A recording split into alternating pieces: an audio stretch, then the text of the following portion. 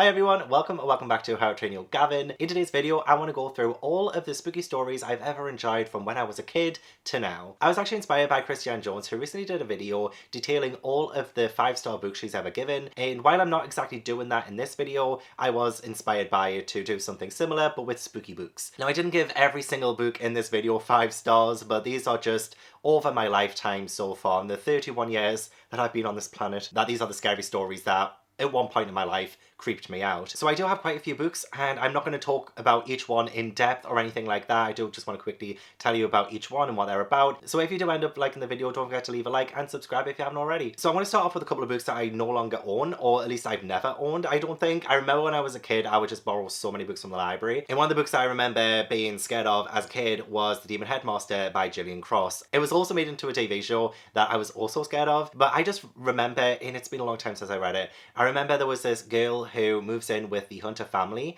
and she ends up going to the same school as them, but this school is a little bit weird, and the students talk a little bit weird too, almost robotic, and the main character thinks that maybe the headmaster is behind it all, and it definitely creeped me out as a child because it made me question my own headmaster. Another one is The Witches by Roald Dahl. While I would no longer recommend Roald Dahl to anyone these days, I do remember being obsessed with The Witches as a kid. I used to love the film with Angelica Huston, and I think the film is better than the book, I'm not gonna lie. But I remember definitely being creeped out by the book also, just the description of the witches and how they would change kids into rats, and I just felt like my own safety was in danger, and I had to, again, question a lot of things. This is the thing, the books that really scared me as a child were ones that made me question things in real life. So, for instance, The Demon Headmaster made me question my headmaster. The Witches made me question any woman who came into my life. I would always recommend Goosebumps by R.L. Stein, even though half of them I don't enjoy that much anymore as an adult. But as a kid, I was obsessed, and a lot of these stories did scare me, and especially The Haunted Mask, I think it's the best one. And I do have a video coming up where I'm going to talk about all of the Goosebumps books that I think you should read once I finish the final main Goosebumps series that I need to read, which is the Slappy World series. It's 2 years in the making. I've been trying to find the best Goosebumps books for you to read, and I did just recently finish the Are You Afraid of the Dark books, and again, while a lot of these are misses and not as scary as they probably should be, I do think the series as a whole is just such a gem of a series, and I really enjoyed a lot of them. This one was my favourite one. The Tale of the Campfire Vampires by Clayton Emery. While these are out of print, and a lot of the books that I used to love as a kid are out of print, honestly, and this series is about kids in the Midnight Society who meet up at midnight in the woods to talk about scary stories around a campfire, so really worth checking out. I remember, I think it was the first year of secondary school or high school, we were made to read Room 13 by Robert Swindells in English, and I actually really enjoyed it. I haven't read it since, so I don't know if I would still enjoy it now. I think it would actually be a great idea to revisit these childhood books and see if they do still hold up, but also they won't hold the same weight because I am an adult now, I'm not the target audience anymore. But Room 13, I can't even remember what it's about. I'd have to read the back, but oh, hang on, I remember there was a hotel, and I remember chapter 13 in this is blank. Like, there's no chapter 13 in this. I remember that. I remember my friends at school would say this urban legend that chapter 13 will only reveal itself at midnight. So I remember stupidly one day waiting until midnight with this book open to chapter 13, waiting for the ink to appear, and obviously it didn't. That memory just unlocked right there and then. It just flashed before my eyes. I'm pretty sure it was a school trip, and they go to this creepy hotel, and creepy things happen. The Halloween Tree by Ray Bradbury was a very good book that I read just a few years ago. It is so super short, it has some fantastic illustrations, and it follows a group of kids whose friend goes missing on Halloween, and they have to travel through time in order to save him. So they go to like the ancient Egyptian pyramids, they go to the city of Mexico on the Day of the Dead and, you know, examine the gravestones, and there's so much great imagery in this that I thought was so well done, and it feels like a Halloween tale that you would want to reread every Halloween. And you know what, actually that's a good idea. I might reread this on Halloween this year. One that definitely constitutes a reread that I hope still holds up to this day, but that's The Devil's Footsteps by A.A. Richardson. I remember being creeped out by a rhyme in this. It was something like 1, 2, he's coming for you, or something like that. Sorry, no, that's totally wrong. 1 in fire, 2 in blood, 3 in storm, and 4 in flood. 5 in anger, 6 in hate, 7 fear and evil 8. 9 in sorrow, 10 in pain, 11 death, 12 life again. 13 steps to the devil's door, won't be turning back no more. So yeah, The Devil's Footsteps, This was about, I'm sure this young boy, his older brother goes missing. In the last time anyone saw him was when he was playing this game called The Devil's Footsteps. I remember being a little bit scared of this legend of, you know, something that snatches these kids. I cannot remember if he ends up saving his brother or not.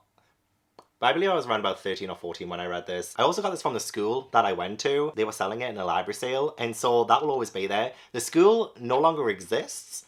So, I mean, it does, but under a different name. So this is a memento of a certain period of time in my life. That's kind of special. Amelia Fang is a lot more spoopy than spooky, but it still constitutes as a spooky story, so I'm going to tell you about it. And it is more like the 5 to 8 range, and it follows a young vampire called Amelia Fang. She has a Grim Reaper friend, for example, and they live in Nocturnia, which is where loads of different creatures of the night live. It's a really good, spooky little story, so I would always recommend this in any video I do about spooky stories. The House with the Clockness Balls by John Bellairs. It is fantasy, but there are elements of it that make it really creepy, and I would say that it's kind of like a gothic children's story in a way. It was written in the 70s. It follows a young boy who goes to live with his uncle and finds out that he has magic, and it does have, again, like some creepy imagery with like graveyards and evil wizards and stuff like that, so definitely something that I think would still constitute as a spooky story. Even though the Jack Black and Cate Blanchett film is superior, in my opinion, I still think this is worth checking out, and I would love to read the entire series. It's 12 books. I got, I think, 5 or 6 books into the series. I would like to start again from the beginning and finish it off. The Dollhouse Murders by Betty Wren Wright is a bit of an older one, and this one I only read about a week ago, and I did really enjoy it. I thought it was aptly creepy. Some of the language is definitely dated, especially when it comes to the sister of the main character who is disabled, so bear that in mind going into this. The story itself is creepy enough and something that I think would be enjoyed by a lot of people. It's about a young girl called Amy who goes to live with her Aunt Claire for a few weeks, and she finds a dollhouse in the attic that's an exact replica of Aunt Claire's house. And Aunt Claire's house used to belong to her grandparents, and her grandparents were murdered in that house, and this dollhouse with these little dolls is reenacting this murder. And it's a little bit of a mystery, but it's definitely more character driven, so I'm gonna say that right now. Don't expect this gruesome mystery from it, but it's still chilling, it's still creepy, and there are definitely creepy moments in it. The Strange and Deadly Portraits of Bryony Gray by A. Latimer is one that I think I read just before joining BookTube, and we follow a young girl who is a famous painter in London. Her uncle keeps her locked away, and she has to paint these incredible paintings for these clients, but she believes that she is connected to Dorian Gray, and her paintings are coming to life and terrorizing London. This is another one that I think constitutes a reread. It's been a while. The House of Chicken Legs by Sophie Anderson I think is more of a beautiful story than it is spooky, but there are elements of spookiness in here because we follow a young girl whose grandma is Baba Yaga, and it gets passed through the family,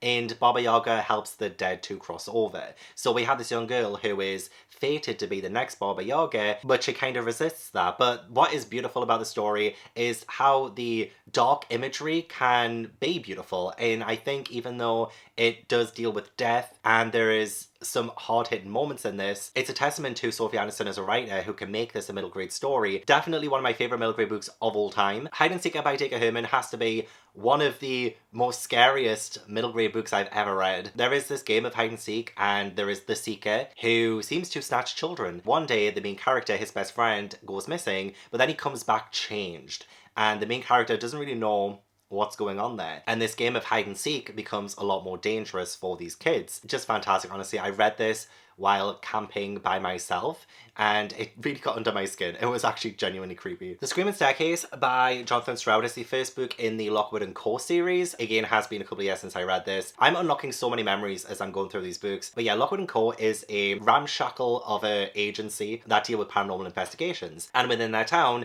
these ghosts are on the rise, and the need for the services of paranormal investigators is also on the rise. The characters of Anthony and Lucy are just absolutely fantastic in this, so definitely worth checking out, and I think it's being made into a TV show or a movie. I haven't watched it yet, but I would love to, and also finish off this series. A Pinch of Magic by Michelle Harrison is something I always recommend too. This one follows 3 girls, the Widdersham sisters, who have a curse placed on them. If they ever leave where they live, then they will have 24 hours before they die. It's filled with more witchy imagery than anything else, and I haven't included a whole lot of witchy stuff on this list because I don't think a whole lot of it does scare me or I find scary, but there are elements of this that makes it an almost gothic middle grade. The curse is terrifying, the history of the Widdershins is quite scary also. The Ghost of Goswater by Lucy Strange is, I think, the only historical middle grade that I have on my list, but this was so enjoyable. This is set in the Lake District, which is not too far from where I live, but in 1899 we have a young girl called Lady Agatha,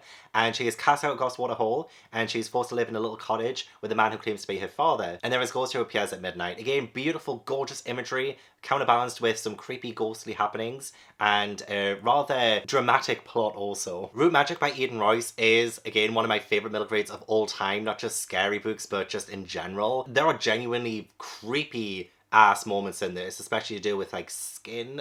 But we follow two siblings who learn root magic from their family, and it's set in like the kind of swamps of South Carolina in 1963, so I guess this also constitutes as a historical book, although I'm very reluctant to say that the 60s is historical. It feels still too recent, like no way that's possible. But we do have two incredible siblings who, in their little town, amongst all of the racism that has hilled their family's way, they do come across something that's really creepy and scary.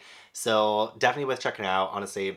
One of my favourites. It stuck with me this entire time. Small Spaces by Catherine Auden is such a classic on BookTube, to be honest. I feel like I don't really need to talk much about it because I think everyone's either read it or heard about it. But we do follow Ollie, who goes on this school trip, and Ollie and her friends are getting terrorised by a scarecrow. Each book in the Small Spaces quartet follows different kinds of things, from like ghostly hauntings to clowns. The element of the school trip and the smiling man is just enough to give you chills no matter what age you are. Another one I think has been quite popular on BookTube, but I do want to say I believe I read this one first. Okay. Trendsetter, Scritch Scratch by Lindsay Curry.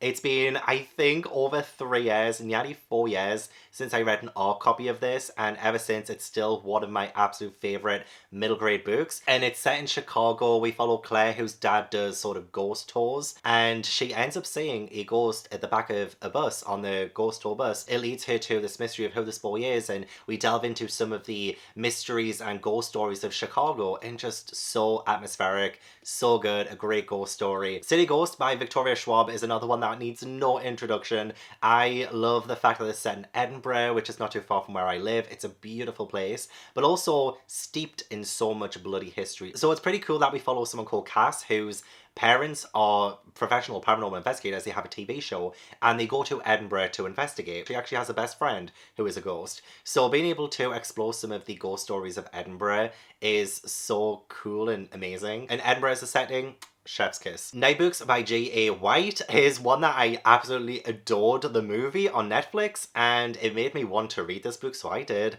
And I really enjoy it. I think the book is just as good as the film, but I do think Kristen Ritter just made that movie, you know what I mean? Like her performance, oh, everything about it was great. But yeah, we do follow a young boy who is kidnapped by a witch, and he is forced to write these scary stories himself and tell them to her every night. All the while he's trying to escape, there is another girl who has been kidnapped by her, and they're both trying to escape. I think there's nothing more scary really than being kidnapped, and it's something that just genuinely terrifies me in general in the real world, but to have it in this kind of story, it's a scary thing. A Place Called Perfect by Helena Duggan is a book that I always sort of compare to Coraline, and we follow a young girl with her parents. They move to this town that is just a little bit weird. Everyone in the town seems to wear these glasses. Her dad disappears and things just seemingly go out of control. While she's there, she meets a mysterious boy as well called Boy, and nothing is adding up. It's so strange, so mysterious. It is a series, and I've only ever read the first one. I do need to continue reading, but I will one day. I could never part with these books. The Haunting of Evelyn Jones by Phil Hicks is another one I feel I brought to BookTube when I read it 2-3 years ago now, and it's still one that I think is one of the best ones of recent memory of like a newish middle grade. It's just so atmospherically creepy. And this one we follow Evelyn, who goes to this town that has this weird ghost story that has been scratched out of a book, and the people of this town, they have these kinds of scarecrows outside of their doors in order to appease a ghost, to stop the ghost from kidnapping their children. Love the fact that Evelyn is such an active protagonist who actively tries to solve the mystery and never lets the plot dictate what she does. She dictates the plot. So I love it so much. There are more books in the series I'd love to check out. Just a fantastic book to read around the fall. The Jumbies by Tracy Baptiste was one that, again, kind of got under my skin. I love things to do with urban legends or any kind of folk tales. This one follows Corinne, who goes to the Forbidden Forest, and the Jumbies are always these like creatures that it seemed like parents were just telling their children in order to scare them,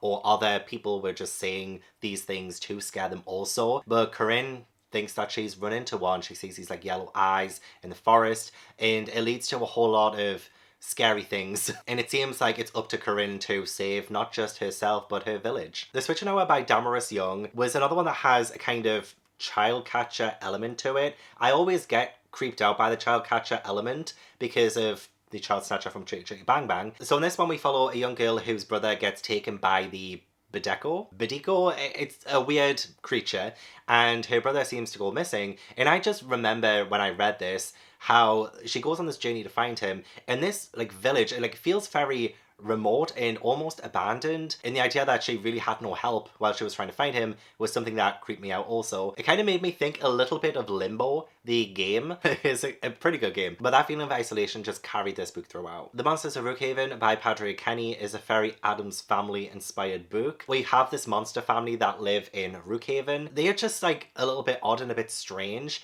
and they end up meeting a human, like two humans. I think it was a brother and sister. It's been a while since I read this one too. They go through a sort of split in time and arrive at this house, and it's kind of like monsters and humans and like how they can interact and the gothic strangeness of the monsters versus the normality of humans. It was very good. It was so good. And some of the illustrations in this by Edward Bettison, oh my gosh, incredible. The Stitches by Laurie and Lawrence is almost like a Fiestry Goosebumps kind of series. This entire series itself is called Fright Watch. In the first book, The Stitches, is the only one I've read so far. I would love to read more. It follows this group of kids who, in this neighborhood, there are these like really weird older neighbors, and they have no idea like what's kind of wrong with them. And it felt very Goosebumps and Fiestry inspired. So I just really liked the episodic format of it. I never know if I should class these as middle grade or young adult, but Coraline and The Graveyard Book by Neil Gaiman are two books that I really thoroughly enjoy also.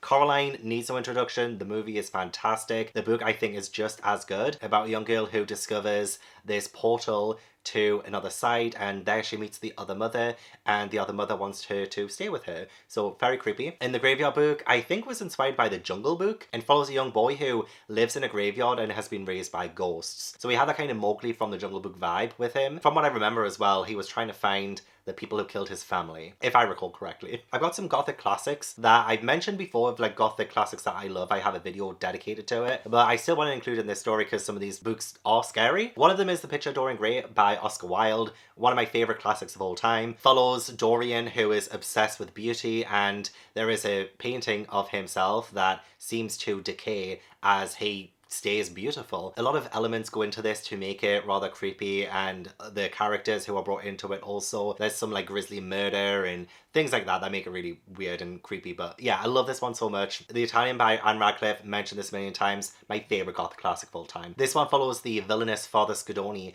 and he kidnaps a young girl called Elena because the Marchesa doesn't want her son to be romantically involved with her, so she gets this evil monk to kidnap her in the night, and it kind of goes on this journey of the Marchesa's son trying to save Elena. It's so freaking good, okay? It's dramatic, it's gothic, it's brilliant. And I can't mention an Anne Radcliffe book without mentioning The Mysteries of Udolpho. Definitely huge, definitely filled with more like scenery, imagery, and how beautiful the scenery is, and those lush descriptions. So it does like weigh this book down a little bit. But we do follow Emily, who ends up having to go to her guardian, the Count Montoni, who is evil, and she goes to the castle of Udolpho, where she encounters some like mysterious things. It's just so wonderful. But yeah, you do have to get through a lot of description to get there. I will always prefer the Italian over this one, but this one is like the quintessential, influential gothic fiction of all time. Let's be honest. Anne Radcliffe was the pioneer of gothic fiction. Did my dissertation on her at uni. Love her. Around the same time as well, Matthew Lewis wrote The Monk, and this one definitely goes towards the horror as opposed to the terror that Anne Radcliffe goes for. I would probably describe Anne Radcliffe as tasteful horror, and Matthew Lewis as like maybe the Saw or Hostel version of horror. You know, it's like a little bit more grim and a little bit more in your face. But yeah, this one also follows an evil monk. And guys, I'm terrified of monks. The amount of times I've been to haunted locations and seemingly encountered the ghost of a monk, it's like they follow me everywhere. So this one is definitely scary for that reason. But we do have a monk who ends up becoming more and more corrupt as the story goes on, and it leads to some horrifying, awful things. It was definitely sensational when it was released in the late 1790s, and it horrified the audience then, and I still think it horrifies us today. Daphne du Maurier is Rebecca. For some reason, I didn't mention it in the Gothic Classics That I Love video. I didn't know if this really constituted as one, because I think this is a lot more recent than the ones I mentioned in that video were, but I still consider this a classic now. And I love the fact that we don't actually know the main character's name, you know, but we do follow her and her love interest, and they live in Mandalay, which is this Cornish mansion. And really weird and creepy things start happening, and it seems like maybe, just maybe, the person the heroine has fallen in love with, there's something to do with his ex-wife. But what is it? No Thank Rabbit by Jane Austen is more gothic satire, but that doesn't mean that it wasn't a little bit spooky, okay? It is parodying people like Anne Radcliffe in her works, especially when Catherine goes to a gothic castle herself and experiences some weird things. I would still constitute it as a spooky book, okay? And one of my favourite Jane Austen books ever, so definitely worth checking out if you want something not too scary, but kind of parodies the classic Gothic. Dracula by Bram Stoker. Look, I have an entire video dedicated to this, reading it in Whitby, where a lot of this book is set, and I really freaking loved it. I thought it had so many great elements of tension and dread, and I had never read this before last year, and I still thought it was really good. Yeah, Dracula, you don't need to know more than that. He's a vampire, and he ends up getting to Whitby from where he lives in Transylvania. Love the Gothic imagery, love the diary entries too, not just from Jonathan Harker, but there is this creepy thing with a ship a little bit later on too that really freaked me out, and stuff to do with Mina and her friend, and there's just so much there. So much to unpack. It's very long though. Frankenstein by Mary Shelley, of course. Freaking classic for a reason. Love it so much. Need to reread it. About a guy called Victor Frankenstein who creates a monster by putting so many different body parts together and acting like God essentially, and the lessons learned from that. So just so good. Like, it's a classic for a reason. So many adaptations of it for a reason. I cannot wait to reread it. The King in Yellow by Robert W. Chambers was a bizarre book. It was really weird when I first read it, and it's like 4 different tales of terror, but they're all linked by this unnamed play, and you don't understand why, and really weird things happen when people seem to talk about it or read it, but we never ever really understand or find out what exactly this play is. Filled with despair, filled with blank space that you need to fill in yourself, because it's just like, what the hell is going on? And I didn't know how to feel about it when I first finished it. I was like, huh? It was a little confusing, but it's kind of stuck with me in the 2 years since that I've read it, so it was one I enjoyed. The Lake of the Dead by Andrea Bjerg. I also have an all-nighter reading vlog of this that I did last year, and I enjoyed this, but I would have enjoyed it more if I went into it knowing more about what it was about, because I went in expecting some kind of supernatural thriller or horror, but it's more like a crime novel. So it's set in Dead Man's Cabin, which is deep in the Norwegian woods, and about 110 years ago, there was this really grisly murder, and it's said that the killer's spirit still wanders the area and drives people mad whoever stays at Dead Man's Cabin. We do end up following a writer called Bjorn who goes to visit this cabin, and he seems to go missing, leading to Bjorn's sister and some friends going there to find out what happened. But again, I want to reiterate that I was expecting some kind of like horror supernatural thriller, but it's definitely more crime novel than anything else, because I was a little bit underwhelmed when I first read it, but I still enjoyed it. Going into some like graphic novels and like manga and stuff like that, I do have more adult books and young adult books coming up, don't worry. But like Chilling Adventures of Sabrina, for instance, like I read this when I became obsessed with the TV show when that first started, but I feel sad that this was only 1 volume. This was definitely a lot more gritty and grisly from what I remember than the TV show itself. So, you know, Sabrina the Teenage Witch, this is a more horror angle to that, even though Sabrina is an Archie comics character from years before Sabrina the Teenage Witch. It definitely definitely makes witchcraft horrifying and nasty. I definitely enjoyed the Walking Dead comics as well by Robert Kirkman. I read them all in 6 days, and while I had some issues with it, a lot of the times I had issues with it, I love zombie stories, and I feel like The Walking Dead does it so well, especially at the start. And there are so many different issues and volumes of this that really captures your imagination of what could happen in a zombie apocalypse.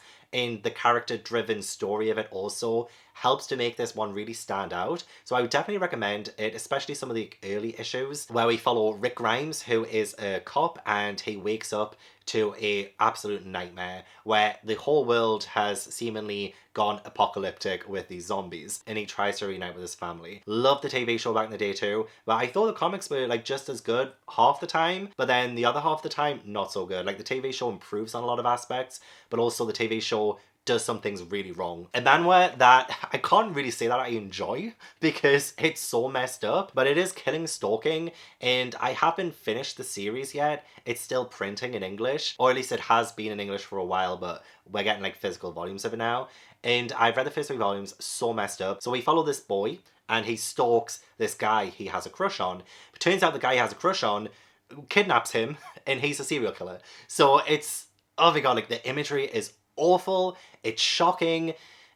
What in the world, you know? What in the world? I just binge read all of the available English volumes of Blood on the Tracks by Shuzo Oshimi, and this one is messed up as well. So messed up about the relationship between a young boy and his mum, and the really weird and awful things that transpire, not just between them, but what happens around them also. So, not exactly for the faint of heart, that's all I'm saying. While I would recommend so much more than just 2 of Junji Ito's works, the 2 that I want to recommend is Uzumaki as a standalone story, and Shiver as a story collection. I think this is his best story collection so far, in my opinion, and Uzumaki is his best one as just a story. Oh, it's the wrong way. Uzumaki is about a town that gets plagued by a spiral. The visual of a spiral, the idea that a spiral can just spiral them into madness and chaos. Some horrific imagery in this, but it does go a little bit weird, and it does let it down a little bit in my opinion, but I still absolutely loved it. 9.5 out of 10 I gave this. And then Shiva has some fantastic stories in it that just really is so imaginative and inventive. I still think about now, there are some that really got under my skin, so you will find some of Junji Ito's best short stories in this collection, 100%. And while this is more grim talk than scary, I do always want to recommend Berserk if you're after something that's really horrific as a manga series. We follow Guts, who is out for redemption, and it's this swords and sorcery kind of world. There are these awful monsters, there's a lot of blood, there are reanimated skeletons, there are so many scary things that happen, but it's first and foremost a story about Guts. It's been brilliant so far. I've read the first 5 deluxe editions. Something just happened that made it so terrifying. I'm not going to say what it was, but wow.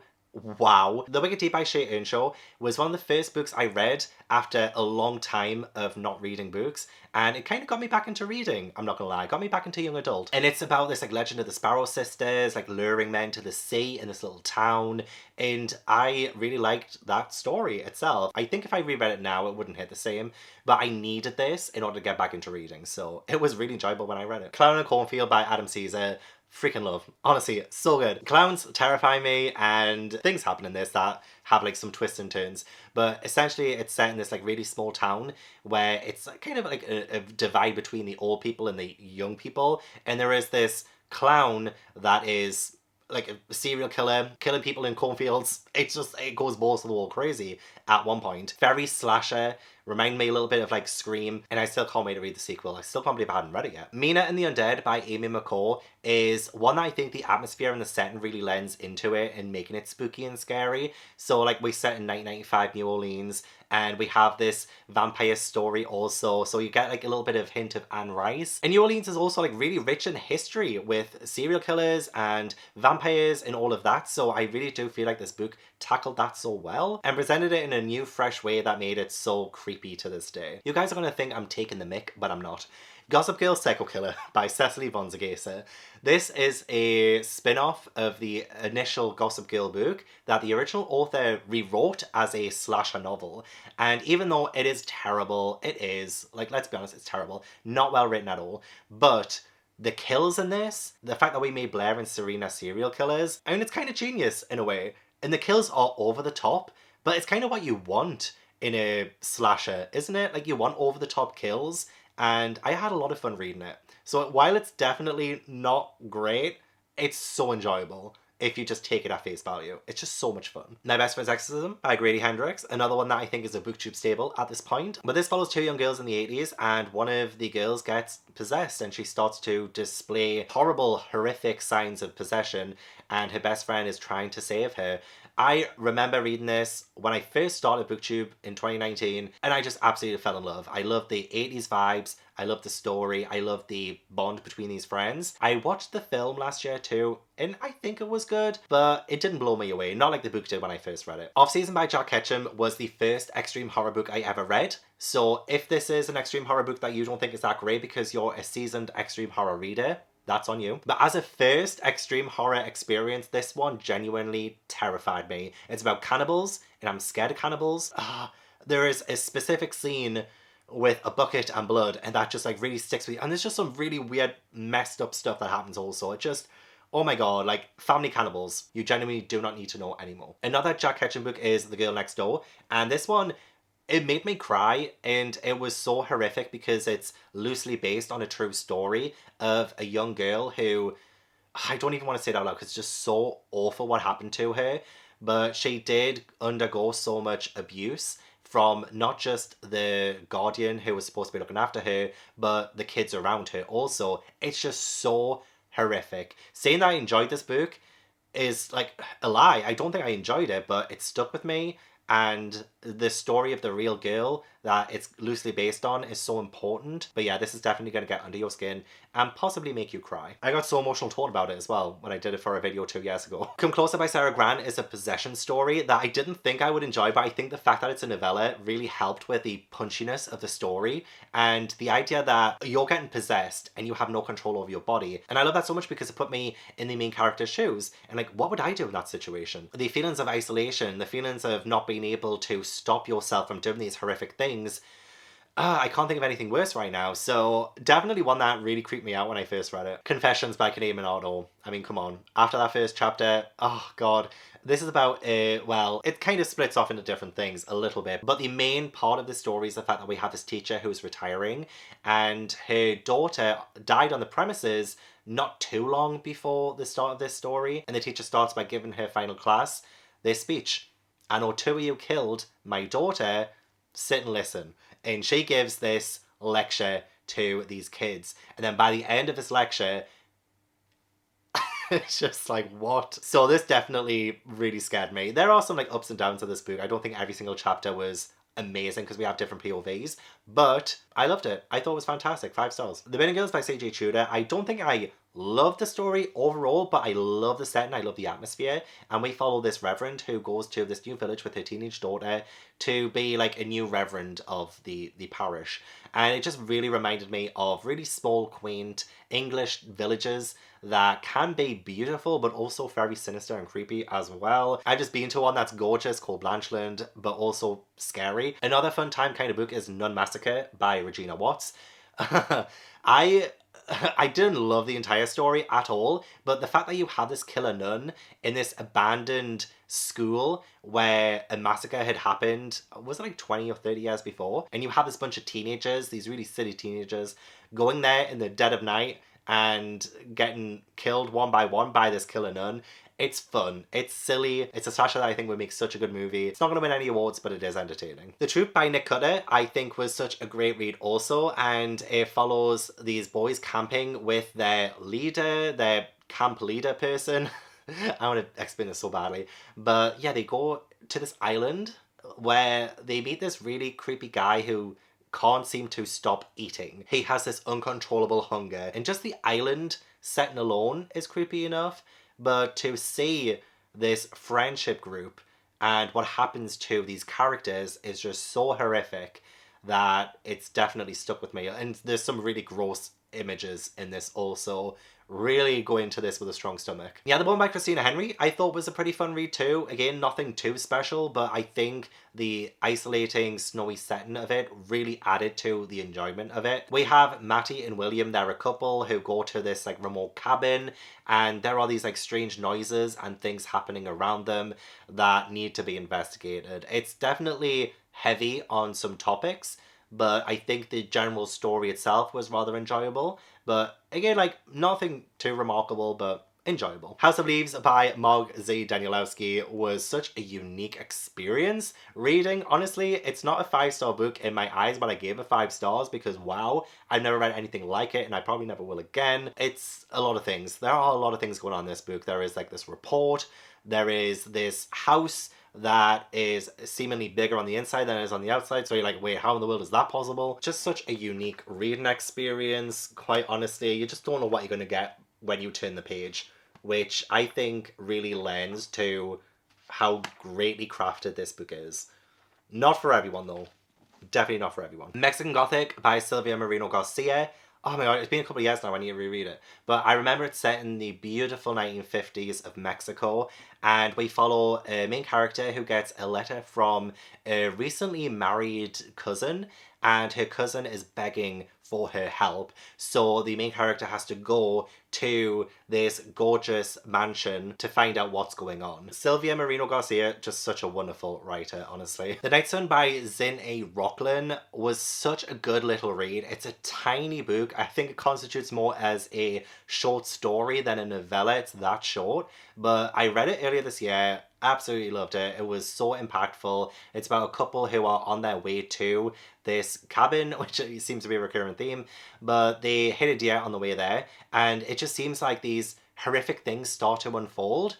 And I really can't say much more than that because it's literally like 30 pages long or something. It's so short. Empire the Vampire by Jay Kristoff. This is a lot more fantasy than it is like horror or anything, but it's definitely, I think, a more modern gothic vampire novel that is very bloody. It does have some scary scenes in it. And it's been a little while since I read this, actually. I need to reread it before the sequel. But this war of like vampires and humans, and you know, you do kind of get a little bit attached to characters too. So when characters die or there are these like twists and turns that happen, you really feel it, and I think it definitely lends to the scariness of this book more so than it being like a fantasy novel. And I much prefer vampires when they're scary rather than romantic, and I think this really does bring back the scariness of vampires. And then I'll finish off with a couple of Stephen King books I enjoyed. The first one, Misery, I think was absolutely fantastic. I love the film too with Kathy Bates, but I think the book, I thought I wouldn't like as much as the film, but I like them equally. About an author who finds himself in a car accident and becomes under the care of Annie Wilkes in her home, and the crazy obsession that she has with him. The fact that she is his #1 fan. I thought at some point of this story I would be bored, but I was never bored. I thought it was just so well crafted. And finally, my favourite Stephen King, I think, is Pet Sematary, which I wasn't the biggest fan of the recent film, but I think the story itself about this cemetery where you can bury pets and they can come back to life is a really creepy one. You know, dead animals and reanimated animals just like really creeps me out, and the story does take some turns that gets to be really horrific. So definitely my favourite Stephen King. I have read a lot more Stephen King books, but I think these two are my favourite of what I've read so far, so I'm just going to keep it to 2. I do want to say that I am in the middle of reading Death of a Bookseller by Alice Slater, and I'm really enjoying it so far. About 2 girls, they work in a bookstore, one of them called Roach, one of them called Laura. Laura is pretty new to the bookshop, and Roach becomes a little bit obsessed with her, and they are obsessed with true crime podcasts and all of that. So I'm very excited by this story. I am loving it so far, though I would mention it even though I'm in the middle of reading it. I didn't want to put any books that are on my TBR in this video, but I am getting halfway through to this now, and I feel like I could recommend it. Unless the ending is terrible, then ignore me. I'm sure I've missed loads, but for the time being, those are all the spooky books that I've read that I've enjoyed over the years. So thank you so much for watching. I really appreciate it. Don't forget to leave this video a like if you enjoyed, subscribe if you haven't already. I want to give a huge thank you to my patrons and my One Piece channel members for supporting my channel. If you'd like to join my Patreon or my One Piece channel membership, then all the links are down in the description box. But yeah, I hope I will see you in the next video. Bye!